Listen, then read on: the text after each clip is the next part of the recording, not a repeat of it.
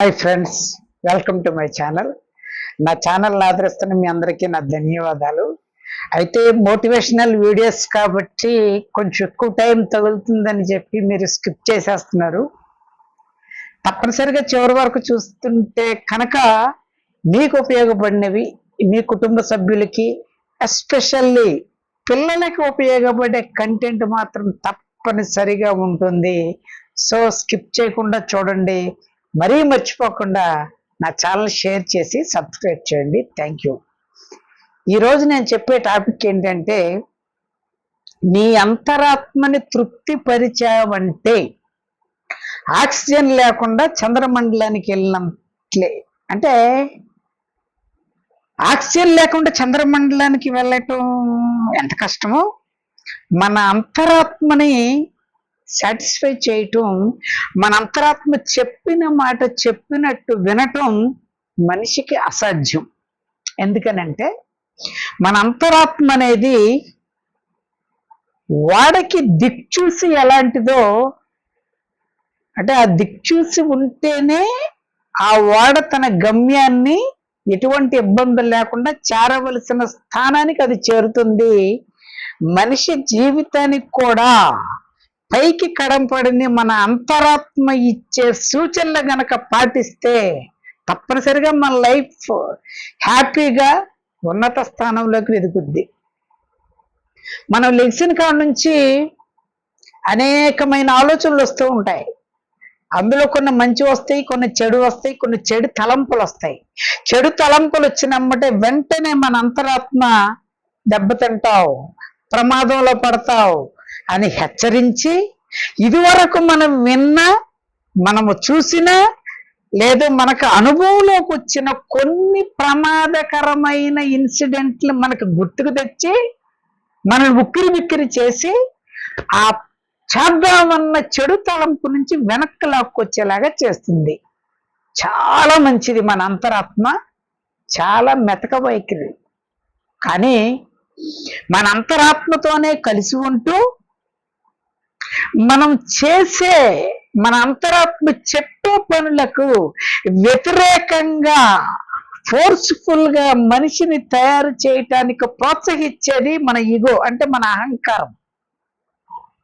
ఉదాహరణకి మనకి street food అంటే ఇష్టం, జంక్ ఫుడ్ అంటే ఇష్టం. బయట బాగా తింటాం, బాగా రుచికరంగా ఉందని బయట రోజు తింటుంటే మన అంతరాత్మ మనల్ని హెచ్చరిస్తూ ఉంటుంది, నీ హెల్త్ పాడైపోద్ది, ఇంట్లో చక్కగా వండిన ఫుడ్ తిను, నెలకు 2 నెలలకు ఒకసారి తిను బయట ఫుడ్స్ అని చెప్తే వెంటనే ఇగో, అహంకారం, అంతరాత్మ మాటలు పట్టించుకో మాకు, దానికి నువ్వంటే అసూయ, ద్వేషం, కుళ్ళు, నీకు ఎక్కడ బాగా టేస్ట్ దొరుకుద్దని చెప్పి అది నీ మీద అసూయ పడతా ఉంటుంది.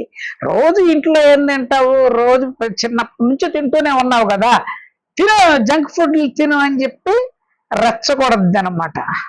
అలాగే కొత్తగా బైక్ తీసుకున్న వాళ్ళు బాగా తీసుకొని ఫాస్ట్ గా వెళ్తుంటే ఇమ్మీడియట్ గా మన అంతరాత్మ జాగ్రత్త, ఫాస్ట్ గా వెళ్తే యాక్సిడెంట్లు అవుతాయి, వెనక ముందు చూసుకో అని మనల్ని హెచ్చరిస్తూ ఉంటే, హే కొత్తగా కొన్న బండి కూడా ఇంకా సైకిల్ లాగా తొక్కమాట ఏంటి అంతరాత్మ, తొక్కు, ఇంకా ఫాస్ట్ గా కొట్టు అని చెప్పి ఉద్రేకం రప్పించేస్తుంది మన అహంకారం.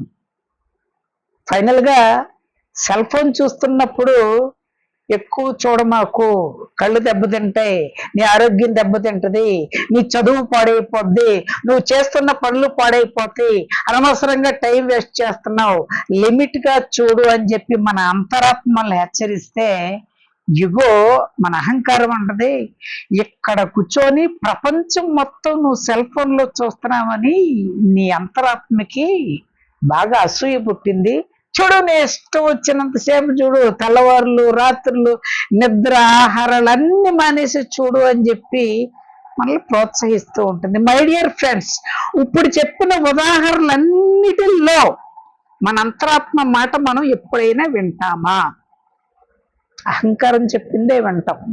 అయితే అహంకారం చెప్పిన మాటలు విని నీ జీవితం పాడైపోతే అది నువ్వు చేసుకున్న కర్మో, నేను చేసుకున్న కర్మో, అది అనుభవిస్తాను. కానీ నీ యొక్క అంతరాత్మ చెప్పే మాటలు వినకుండా నీ అహంకారం చెప్పే మాటలే కరెక్ట్ అనుకొని నువ్వు విని నువ్వు ప్రమాదంలో పడి నీకు అయిన వాళ్ళను నీ స్నేహితులను నీ బంధువులను ఆఖరికి నీ కుటుంబ సభ్యులను కూడా ప్రమాదంలోకి నెట్టడం మాత్రం నీ తప్పు. ఎందుకనంటే ఎదట వాళ్ళ జీవితాలకు ఎదట వాళ్ళ జీవితాల్లోకి వెళ్ళటం అనేది చాలా తప్పు. అది నీకు అనవసరమైన పని.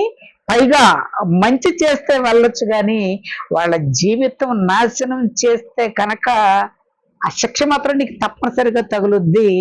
అటువంటి శిక్ష అనుభవించి ఏమి చేయలేని నిస్సహాయ స్థితిలో ఉన్న ఒక అన్నయ్య కథ మీకు చెప్తాను. ఆ అన్నయ్య పేరు ఏంటంటే మాధవ్. మాధవ్ వాళ్ళ తల్లిదండ్రులు వాళ్ళ కుటుంబ సభ్యులు పచ్చని సంసారం, బాగా ఉన్నతమైన పేరు ప్రఖ్యాతలు కలిగి దాన ధర్మాలు చేసి బాగా డబ్బు సంపాదించిన ఒక తల్లిదండ్రుల కొడుకు మాధవ్. అతనికి ఒక చెల్లి కూడా ఉంటుంది. అయితే మనిషి జీవితం ఎప్పుడు ఎలా వెళ్తుందో తెలియదు. హ్యాపీగా వెళ్తున్న ఆ కుటుంబానికి ఏమి శాపం చుట్టిందో తెలియదు కానీ అప్పులు తీసుకున్న వాళ్ళు ఎగ్గొట్టడం, పైగా వేళ మీదే తిరగబడేటప్పటికి భయపడి వీళ్ళ నాన్నగారు అడగకపోవటం, దానితో అనారోగ్యాలకి సిక్కవటం వల్ల తినటానికి తిండి లేని పరిస్థితులు కొన్ని నెలల్లోనే ఈ స్టేజ్లో ఉన్న సంసారం, ఆ కుటుంబం అధపాతాళానికి దిగజారిపోయేటప్పటికి కరెక్ట్గా పిల్లలు చక్కగా చదువుకొని ఇంకా కొద్ది రోజులు అంది వస్తారనుకునే టయానికి కొట్టింది దెబ్బ. అంతే, అయిపోయింది. ఏం చేయాలో తెలియని పరిస్థితుల్లో ఒకప్పుడు మన దగ్గర డబ్బులుంటే జనాలు ఎలా వస్తారంటే చెరువులో నీళ్లున్నప్పుడు చేపలు వస్తాయి చూసారా, బెకబెకలాడుతూ భయంకరంగా ఎలాగైతే వస్తాయో, మనిషి డబ్బున్నప్పుడు, హోదా ఉన్నప్పుడు, అధికారం ఉన్నప్పుడు, పేరు ప్రఖ్యాతలు ఉన్నప్పుడు మన చుట్టూతో అలాగే ఉంటారు. చిన్న మిస్టేక్ ఏదన్నా జరిగితే ఆ చెరువులో నీళ్ళు ఎండిపోతే చేపలు ఎలా వెళ్ళిపోతాయో, మనిషి డబ్బు లేకపోయినా, పేరు ప్రఖ్యాతలు పోయినా, లేదు చేయని తప్పుకి ఏదైనా అన్యాయంగా నింద భరిస్తూ వస్తున్నా సరే ఒక్కడు కూడా నిన్ను పట్టించుకొని, ఇది జీవిత సత్యం. ఆల్రెడీ మీ అందరికీ తెలిసింది కూడా. అటువంటి సిచ్యువేషన్లోనే ఆ కుటుంబాన్ని ఎవరు ఆదుకోకపోతే వాళ్ళ నాన్నగారు ఒక అపార్ట్మెంట్ దగ్గర నైట్ వాచ్మెన్ కింద జాయిన్ అవుతారు. వాళ్ళ కూతురు డాక్టర్ చేస్తూ ఉంటుంది. ఇంకొక 6 months లో ఆవిడ డాక్టర్ కోర్సు అయిపోద్ది. అయిపోయిన తర్వాత వాళ్ళ నాన్నగారి కోరిక ఏంటంటే ఆ ఏరియాలోనే హాస్పిటల్ పెట్టించి తన కూతురు ద్వారా ఇది వరకు ఆయనకి పేరు ప్రఖ్యాతులు ఎలాగైతే వచ్చినాయో అనేక మంది ప్రాణాలు కాపాడి నా కూతురుని అందరూ ఒక దేవతలాగా చూడాలి, అందరూ ఆ దేవత కన్నా ఈ తండ్రి అని చెప్పి నన్ను కూడా మెచ్చుకోవాలి అని కలల కంటున్న ఆ తండ్రి ఈ స్టేజ్లో పడిపోయాడు. కొడుకు ఇంజనీరింగ్ చేశాడు, అనేకమైన ఉద్యోగాలకి ప్రయత్నం చేస్తూ ఉన్నా ఎటువంటి ఉద్యోగాలు రావు. చాలా ప్రయత్నాలు చేస్తాడు కానీ పాపం అతనికి ఏ ఉద్యోగాలు రావు. చివరికి అతను ఒక చోట కూర్చొని వాళ్ళ నాన్నగారికి కూడా ఇంకా నైట్ డ్యూటీలు చేసేటప్పటికి అనారోగ్యం వచ్చి ఆయన కూడా ఇంకా చేయలేని పరిస్థితిలో ఇంటి దగ్గర ఉండిపోతే అత్యవసరంగా డబ్బులు కావాల్సిన సిచ్యువేషన్ వచ్చింది. వాళ్ళ చెల్లికి ఫీజులు కట్టాలి, ఫీజులు కట్టిన తర్వాత ఆ పీజీ కంప్లీట్ చేయాలి. తర్వాత వాళ్ళ నాన్నగారు హాస్పిటల్ పెడతామన్న కోరిక నెరవేర్దలేదు. సెకండరీ ముందు ఆ అమ్మాయి కంప్లీట్ చేసుకురావాలంటే డబ్బులు కావాలి. ఇల్లు పోషిస్తా కూడా డబ్బులు లేవు. ఏం చెయ్యాలి అని ఆలోచిస్తూ ఉంటే పెట్టుబడి లేకోకుండా మరి ఏదైనా వ్యాపారం పెడదామంటే చిల్లిగా ఉండదు అతని దగ్గర. పెట్టుబడి లేకోకుండా ఏ పనులు చేయొచ్చు అని ఆలోచిస్తే రియల్ ఎస్టేట్ పనులని, సేల్స్ మ్యాన్ పనులని, లేదా మ్యారేజ్ బ్యూరో అంటే ఒక మ్యారేజ్ బ్రోకర్ లాగా పనిచేసేప్పుడు ఇటువంటి వస్తాయి, కానీ ఎప్పుడో ఏదో ఒకటి తగులుతాయి, కానీ ఇవి రెగ్యులర్ గా వచ్చాయి కాదు. కాబట్టి నలుగురిని చూసిన తర్వాత అన్యాయంగా అక్రమంగా సంపాదించిన వాళ్ళే ఈ రోజుల్లో ఉన్నత స్థానంకి వెళ్తున్నారు. వాళ్ళే మంచి పేరు ప్రఖ్యాతులు, మంచి ఆరోగ్యాలతో బతుకుతున్నారు. నిజాయితీగా ఉన్నవాడు ఎందుకు పనికి రాకుండా నిజాయితీని పట్టుకుని ఏదో ఒక రోజు అనారోగ్యంతో గుండెపోటు వచ్చో లేకపోతే కిడ్నీ ఫెయిల్ అయ్యో చచ్చిపోతున్నాడు. కాబట్టి మనం కూడా అన్యాయంగా అయినా సరే డబ్బు సంపాదించి మా నాన్న కోరిక నెరవేర్చాలి అని డిసైడ్ అయితే వెంటనే అంతరాత్మ హెచ్చరిస్తుంది, తప్పు, ఇది చాలా తప్పు. నీకు డబ్బులు లేకపోతే ఇంకేదైనా కష్టపడి పనిచేయి. నీ చెల్లిని చదివించాలంటే ఆ కాలేజీకి వెళ్ళి వాళ్ళని కొంచెం లేటుగా ఫీజు కడతాను టైం ఇమ్మని అడుగు, లేకపోతే ఎవరినైనా స్పాన్సర్ ఇచ్చే వాళ్ళు ఎవరైనా ఉంటే అడుగు. నువ్వు వీటిలో గనక వెళ్ళావంటే, ఒక్కసారి వెళ్ళావంటే వెనక్కి రాలేవని అంతరాత్మ హెచ్చరిస్తూనే ఉంటుంది. అప్పుడు అహంకారం లెగిసి ఆడికి సిగ్గు లేదు నీ అంతరాత్మకి. ఒక పక్కన తిండి లేకోకుండా కుటుంబం అంతా అల్లాడిపోతా ఉంటే ఇంకా ఆగు ఉంటది. అంటదేంటి, చెయ్యి, నువ్వు చేసేదే కరెక్ట్. ఈ లోకంలో అన్యాయంగా సంపాదించిన వాళ్ళదే తాత్కాలిక సుఖమైనా సరే టాప్ పొజిషన్ లో ఉంటుంది. వాళ్ళ నేమ్ రెడీ అవ్వని చెప్పేటప్పటికి ఇతని ఫ్రెండ్స్ ఒక 10-20 మందిని పోగేసుకొని సెటిల్మెంట్లు చేయటం మొదలు పెడతాడు. వీళ్ళే ఎవరికో గొడవలు సృష్టించటం, ఆ గొడవలు తీర్చినట్టు నటించి డబ్బులు సంపాదించడం. మెల్లమెల్లగా ఈ స్టేజ్ నుంచి ఇతను అనంగానే ఇతని దగ్గరికి ఒక సెటిల్మెంట్ వెళ్ళిందంటే ఎట్టి పరిస్థితుల్లో అది సెటిల్ అయిపోయింది అన్న పేరు ప్రఖ్యాతలు కొన్ని ఒక సంవత్సరంలోపే సంపాదించుకుంటాడు. మంచి పని చేయాలంటే సంవత్సరాలు రావాలి, కానీ చెడు పనులు చేయాలంటే ఎంతసేపు అండి, ఒక్క నిమిషం సరిపోద్ది. సో అటువంటి స్థితిలో అహంకారం విర్రవీగిపోయి రెచ్చగొట్టేస్తా ఉంటది. ఇంకా దొమ్మిలు గొడవలు ఏదైనా సరే డబ్బు ఉంటే అతని చెయ్యని సిచ్యువేషన్కి వెళ్తాడు. ఇంట్లో వాళ్ళు అడుగుతారు, నానా నువ్వు ఇన్ని డబ్బులు తీసుకొస్తున్నావు, నువ్వు ఏం చేస్తున్నావు అంటే, రియల్ ఎస్టేట్ డాడీ, కన్స్ట్రక్షన్ కంపెనీల్లో పనిచేస్తున్నాను. కన్స్ట్రక్షన్ కంపెనీల్లో మనం ఇచ్చిన ఐడియా గనక పాస్ అయితే గనక ఫెయిల్ అవటం అనేది ఉండదు. వాళ్ళందరూ మనకి డబ్బులు లక్షలు వేలు ఇస్తూ ఉంటారు అని చెప్పి ఆ చెల్లెలు ఫీజులు కట్టేస్తాడు, అన్నీ కట్టేస్తాడు. కట్టేసిన తర్వాత వాళ్ళ నాన్నగారు కోరిక గుర్తుకొస్తుంది.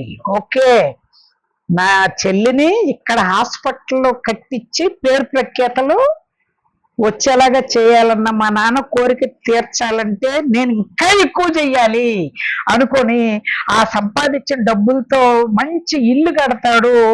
మళ్ళా లగ్జరీ లైఫ్, ఇల్లు మొత్తం స్టార్ట్ అయిపోతే మళ్ళా జనాలందరూ వీళ్ళని పొగడుతూ మొదలు పెడతారు. అమ్మో, వాళ్ళ అబ్బాయి మంచి కన్స్ట్రక్షన్ కంపెనీలో చేస్తున్నారంట, వాళ్ళ అమ్మాయి ఏమో రేపో మాపు ఇక్కడ హాస్పిటల్ పెడుతుందంట అని ఎవడైతే మనల్ని బురదగుంటలో పడేస్తాడో వాడే మనల్ని చక్కగా రిన్ను సోపుతో కడిగేసేసి హ్యాపీగా తయారు చేయాలంటే మన సమాజమే. అటువంటి స్థితిలో ఒకరోజు యథావిధిగా అతను పని చేస్తూ ఉంటే ఒక 2 వ్యక్తులు వస్తారు. 2 వ్యక్తులు వచ్చి, సార్ మేము మీ దగ్గరికి ఒక పెద్ద డీల్ తీసుకొచ్చామంటే ఏంటని అడిగితే, నన్ను పెళ్లి చేసుకుంటానని చెప్పి ఒక అమ్మాయి కొంతకాలం నాతో పాటు తిరిగి ఇప్పుడు వేరే వాడిని పెళ్లి చేసుకుంటాకి ఆ అమ్మాయి రెడీ అయిపోతుంది. రేపో మాపో మేము ఆ అమ్మాయిని తీసుకొస్తాం, మేము కిడ్నాప్ చేసి తీసుకొస్తాం. మీరు మాకు పెళ్లి చేసి తర్వాత ఏ గొడవ రాకుండా చేయాలంటే ఓకే, తప్పనిసరిగా మనకి న్యాయంగా చేయాలంటే ఒక రేటు, అన్యాయంగా చేయాలంటే డబుల్ రేటు. మీకు తెలిసిందే కదా, మీరు అమ్మాయిని పెళ్లి జరుగుతూ ఉన్న అమ్మాయిని ఎత్తుకొస్తానంటున్నారు కాబట్టి డబుల్ రేట్ అవ్వాలి. అందులో ఎంతకాలం మీతో తిరిగి మళ్ళీ వేరే వాళ్ళతో పెళ్లి చేసుకుంటాను అంటున్నారు కాబట్టి అటువంటి వాళ్ళకి తప్పనిసరిగా శిక్ష పడాల్సిందే. నేను రెడీ, నా ప్రాణం అడ్డేసైనా సరే మీకు పెళ్లి చేస్తానని చెప్పి ఒక బంపర్ ఆఫర్ కొట్టేస్తాడు. ఆఫర్ కొట్టేసిన తర్వాత వాళ్ళు ఒక 15 రోజులు టైం పెడతారు. ఆ 15 రోజులు పలానా రోజున పలానా చోట అమ్మాయిని తీసుకొస్తాం, మీరు వచ్చి ఎవడొడ్డొచ్చినా సరే అంటే ఆ వాళ్ళు వేరే ఊరు అడ్రస్ చెప్తారు. ఆ వేరే ఊరు అడ్రస్ కాదు, ఈడు ఆ రాష్ట్రం కాదు కదా, ఆ జిల్లాల్లో మొత్తం ఇతని పేరే మారుమోగిపోతా ఉంటది, ఎవడు ఇతను జైలుకు కూడా రాడని చెప్పి ఇతని దగ్గరకు వస్తారు వాళ్ళు. ఓకే, ఒప్పుకుంటాడు. ఒప్పుకొని ఈ 15 రోజుల్లో ఆ అమ్మాయికి సంబంధించిన హాస్పిటల్ పెడదామన్న కార్యక్రమానికి పునాదులు వేసి ఒక చోట ఒక మంచి అపార్ట్మెంట్ కొనేసి దాన్ని ఒక హాస్పిటల్ లాగా మోడలింగ్ చేసేసి ఒక 4 రోజుల్లో దాన్ని స్టార్ట్ చేసేద్దామని చెప్పి బిజీ అయిపోతారు. అలా చెల్లి కూడా హాస్పిటల్ పెట్టడానికి సరిపడా ఆ వ్యవహారాలు ఆ పనుల మీద వాటి మీద బాగా తిరుగుతూ ఉండగా వాళ్ళ టైం ఇచ్చిన 15 రోజులు కరెక్ట్ గా ఈ రోజుతో గడిచిపోతుంది అనగా ప్రొద్దున్నే అతను బయలుదేరి ఆ ఊరు వెళ్దాం అనుకున్నప్పటికీ వాళ్ళ అమ్మగారికి తీవ్రమైన అనారోగ్యం చేస్తుంది. వెంటనే హాస్పిటల్కి తీసుకెళ్తాడు. హాస్పిటల్కి తీసుకువెళ్ళేటప్పటికి డాక్టర్లు అంటారు, మీ అమ్మగారికి కొంచెం అబ్జర్వేషన్ లో ఉంచాలండి, ఇది టెస్టులు ఇవన్నీ చాలా చేయాలనేటప్పటికీ వీడికి అర్థం కాదు. ఆల్రెడీ వాళ్ళ దగ్గర సగం డబ్బులు తీసేసుకున్నాడు. ఇంకొక సగం డబ్బులు వస్తే గనక 4 రోజుల్లో మా చెల్లి హాస్పిటల్ స్టార్ట్ చేసేయాలి. ఈ టైంలో కనుక నేను ఇమీడియట్ గా ఇక్కడ మా అమ్మ పొజిషన్ల గురించి నేను ఆగిపోతే కనుక ఆ డబ్బులు నాకు రావు, మళ్ళీ అటువంటి అవకాశం నాకు రాదు. అందుకోసమని వాళ్ళ ఫ్రెండ్స్ని పిలిచి, అరే ఇదిగో మీ దగ్గర ఈ డబ్బులు ఉంచండి, ఎట్టి పరిస్థితుల్లో అమ్మకి ఏం జరుగుతుందో చూసుకోండి, నేను పని మీద బయటకు వెళ్తున్నానంటే, అరే ఈ రోజు కూడా ఏంటిరా నువ్వు అమ్మకు బాగోలేదు, టెస్ట్లు వచ్చే వరకు ఉండరా అంటే, లేదురా నాకు చాలా అర్జెంట్ పని, మీకు తెలిసిందే కదా అంటే, అరే ఎంతకాలం నువ్వు చేసే పనులకు సపోర్ట్ ఇచ్చారో మేము కూడా, ఎందుకో మీ అమ్మగారికి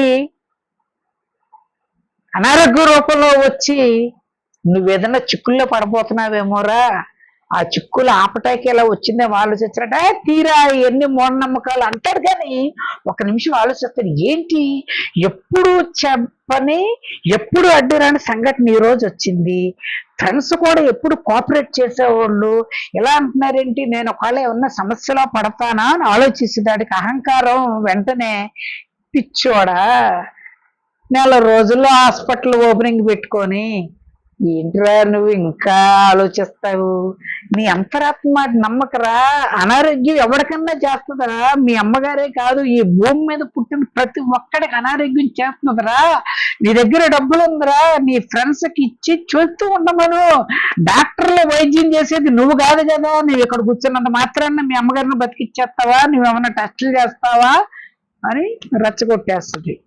ఓకే అని డిసైడ్ అయిపోతాడు, అరే మీరు ఎన్నన్నా చెప్పండిరా, మీరు టెస్ట్లు లోపు నేను వచ్చేస్తానని చెప్పి సెల్ ఫోన్ తీసుకొని, నీకు తెలుసు కదా నన్ను పని అయ్యే వరకు అతను ఈ సెటిల్మెంట్ చేసినప్పుడు సెల్ స్విచ్ ఆఫ్ వేయటం అతనికి అలవాటు, ఎందుకంటే ఆ సిగ్నల్స్ ద్వారా లొకేషన్ ఏదైనా తెలిసిపోద్దేమోనని చెప్పి సెల్ ఆపేస్తాడు. అరే సెల్ ఆపురా, ఎందుకన్నా మంచిది, నీకేదైనా ఇన్ఫర్మేషన్ ఇవ్వాలంటే అలాగేరా అంటాడు, కానీ బయటకు వచ్చి ఆ ఊరు వెళ్తా ట్రైన్ ఎక్కినమ్మంటే స్విచ్ ఆపేస్తాడు, లొకేషన్ మొత్తం అన్ని ఆపేస్తాడు. పొద్దున దిగి ఫ్రెష్ అయిపోయి అక్కడ ఈవినింగ్ అయిన తర్వాత వాళ్ళన్న లొకేషన్కి ఒక మారుమూల ప్రాంతం, చాలా భయంకరంగా ఉంటుంది ఆ ప్రాంతం. అక్కడికి వెళ్ళేటప్పటికి వీళ్ళిద్దరితో పాటు ఇంకొక 10 మంది వివాహం చేయటానికి పురోహితులు, వీళ్ళందరూ పద్ధతిగా వచ్చేటికి, ఓకే ఇది అంత గొడవలుగా ఏమీ లేదు, చాలా పద్ధతిగానే జరుగుతుంది, నేనేదో అనవసరంగా ఆలోచించాను, మరి అలాంటప్పుడు వీళ్ళెందుకు ఎంత కంగారు పడ్డాడు అనేటప్పటికి, ఇంటికి అమ్మాయి ఏదంటే, అరే అమ్మాయిని తీసుకురండి అని చెప్తాడికి, ఆ అమ్మాయికి ముసుగేసి బంధించి తీసుకొచ్చి వీళ్ళ దగ్గర తీసుకొచ్చిన తర్వాత, తీపిచ్చండి తొందరగా, నాకు అవతల మా అమ్మగారికి బాగోలేదు వెళ్ళిపోవాలనుకునేటప్పటికి ఆ ముసుగు అవన్నీ తీసేటప్పటికి వీళ్ళ చెల్లి ఉంటుంది అందులో. అన్నయ్య నువ్వేంటి అన్నయ్య ఎక్కడున్నావు అన్నయ్య, నన్ను వీళ్ళు అన్యాయంగా బలవంతం లాక్కొచ్చేసారు అన్నయ్య, నేను ఏమీ చేయలేదు, అసలు వీళ్ళు ఎవరో నాకు తెలియదు, నన్ను కాపాడన్నయ్య అనేటప్పటికి, అరే మీరు నాకు చెప్పింది ఏంటి, మీరు చేసింది ఏంట్రా అందడికి, అప్పుడు వెనక నుంచి ఒకడు క్లాప్స్ కొట్టుకుంటూ వచ్చి, వెరీ గుడ్ ఎరా, నీ చెల్లి అనేటప్పటికీ అబద్ధం చెప్తున్నావు నిజం చెప్తున్నావు అంటున్నావా? కొన్ని సంవత్సరాల క్రితం ఇదే పరిస్థితుల్లో నాకు రేపు కాబోయే భార్యని వేరే వాడికి సెటిల్మెంట్ చేసి నువ్వు ఆ అమ్మాయిని తీసుకొచ్చి వాడికి అప్పచెప్పావు. వాళ్ళు నా భార్యని రేపు పెళ్లి చేసుకోబోయి నా భార్యని రేప్ చేసి చంపేశారు. అప్పుడు నుంచి నీ మీద పగబట్టానురా నేను. ఏదో ఒక రోజు నీకు గుణపాఠం చెప్పాలంటే నీ చెల్లె కరెక్ట్ అనుకొని వేశాను. ఈ రోజు కుచ్చులో పడ్డాను. ఈ రోజు నీ చెల్లిని నీ ముందే, నీ అందరి ముందే మేమందరం బలాత్కారం చేసి చంపైపోతున్నాం అనేటప్పటికి వీడు వెళ్ళపోయేటప్పటికి చితక్కొట్టేసి ఆ అమ్మాయిని వీడు ముందే పక్కకి తీసుకెళ్ళి బలాత్కారం చేసి కేకలు బొబ్బులు అరుపులు ఎన్ని పెట్టినా సరే నరమానవుడు రాని ప్లేసులో ఆ అమ్మాయికి నరకం చూపించి చివరికి పైన ఒక ఎత్తైన ప్లేస్ నుంచి చంపేసి తోసేస్తారు. వీడి దగ్గరికి వస్తారు. వీడికి పిచ్చి కింద పడి ఏడుస్తా ఉంటే ఆ దెబ్బల నుంచి రక్తం గారుతూ ఉంటే ఒరేయ్ వీడిని మనం చంపకూడదు. ఇటువంటి శిక్ష మళ్ళా ఎవడున్నా చెయ్యాలంటే భయపడేలాగా, ఎవడన్నా ఇటువంటి సెటిల్మెంట్లు చేయాలంటే భయపడేలాగా ఉండాలంటే మనం ఒక్కటే చెయ్యాలి. వీడు మన మీద కంప్లైంట్ ఇచ్చే అవకాశం ఉంది కాబట్టి వీడు 2 చేతులు ఇక్కడ వరకు నరికేసేద్దాం. తర్వాత నోటుతో చెప్తాడేమో వీడు 4 కోసేద్దామని చెప్పి ఆడు 4 కోసేసి 2 చేతులు నరికేసి ఒక రోడ్డు మీద తీసుకొచ్చి పడేసి వెళ్ళిపోతాడు.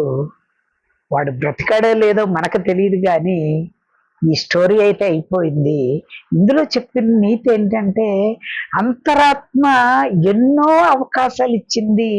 చివరికి వాళ్ళ అమ్మ వీడు వెళ్ళే టయానికి కూడా అనారోగ్య రూపంలో వచ్చి వెళ్ళొద్దు అని ఎంత బతిమలాడినా అహంకారానికి పోయి అహంకారమే తనకి లైఫ్ ఇచ్చిందని చెప్పి విచ్చలివిడిగా చేశాడు. చివరికి తన చెల్లిని వీడి నాశనం అయిపోతే పోయాడు. ఎందుకనంటే వాడు ఎందుకు ఊరుకుంటాడు? వాడికి రేపు పెళ్లి చేద్దామనుకునే ఒక పెళ్లి కూతురిని అన్యాయంగా డబ్బులు తీసుకొని వేరే వాడికి చెందేలాగా చేశాడు. వాడు పెళ్లి చేసుకుంటానని చెప్పి వాళ్ళు ఎలాగ మోసం చేశారో వాడు కూడా వీడికి సరైన శిక్ష వేశాడు. దానికి పర్వాలేదు, తప్పు పట్టాల్సిన అవసరం లేదు బుద్ధి రావాలంటే. కానీ వాళ్ళ చెల్లి ఏం చేసిందండి?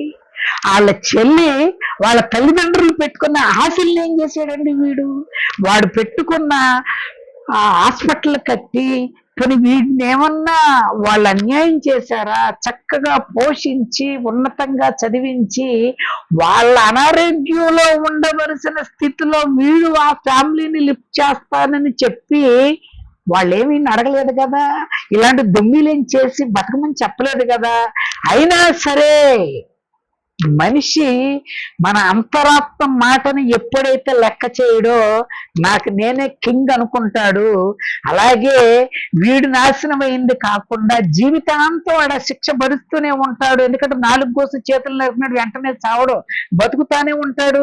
కానీ వాడికి ఎవడు సాయం చేస్తాడు? ఎవడు సహాయం చేస్తాడు? ఒక పక్కన తల్లిదండ్రులకి వెళ్ళిన తర్వాత ఏం చెప్తాడు? ఎవడు చంపారని చెప్తాడు? వాళ్ళ కూతురు ఏమైందండి ఏం చెప్తాడు? హాస్పిటల్ పెడదాం అనుకున్న వాళ్ళ తల్లిదండ్రులకి ఏం చెప్తాడు? ఇవన్నీ నా మొదలు రేగే ప్రశ్నలు. మై డియర్ ఫ్రెండ్స్, ఒక్కసారి ఆలోచించండి. మన అంతరాత్మ చెప్పేది మన మంచి కోసమే. ఎన్నోసార్లు బై స్లిప్ తప్పు చేస్తాం, తప్పు లేదు, ఎవరైనా చేస్తారు. బట్ అగైన్ దాన్ని కరెక్ట్ చేసుకోకుండా అదే తప్పు గనక చెయ్యటానికి అలవాటు పడ్డావంటే, ఇందాక నేను చెప్పాను చూసారా, నీ అంతరాత్మను తృప్తిపరచడం అంటే నీ అంతరాత్మ ఏది చెప్పితే అది విను. అలాగని ఎతటోడు కొడుతున్నా సరే చెంపలు ఇచ్చేయమని కాదు, అటు సిచ్యువేషన్ బట్టి నీకు చెప్పుద్ది, నీకు మంచే చేస్తుంది, నీకు గౌరవమే ఇస్తుంది. కాబట్టి నీ అంతరాత్మ మాట విను. ఆక్సిజన్ లేకపోయినా చంద్రమండలానికి వెళ్తాం, అప్పుడు నీకు చాలా ఈజీ అనిపిస్తుంది. Thank you very much.